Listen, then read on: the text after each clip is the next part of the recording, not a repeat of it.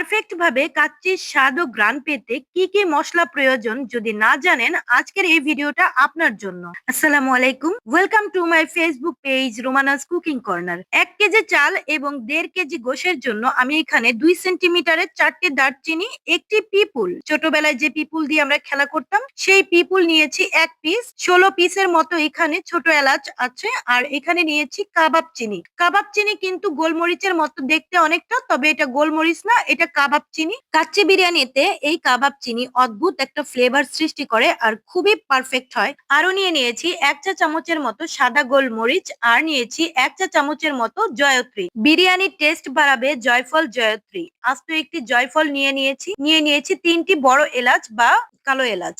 আর নিয়ে নিয়েছি 2 পিস লবঙ্গ। এই লবঙ্গর পরিমাণটা আমি কম নেই, কারণ লবঙ্গ বেশি হলে তেতো হয়ে যায়, তাই আমি চেষ্টা করি লবঙ্গটা একটু কম নেয়ার জন্য। এখানে আমি মশলার যে পরিমাণটা দেখালাম তা হলো 1 কেজি বাসমতি চাল অথবা পোলাওর চাল আর 1.5 কেজি গোশের জন্য। বিরিয়ানির চাল বা গোশ বেশি হলে বা কম হলে মশলার পরিমাণও বাড়বে অথবা কমবে।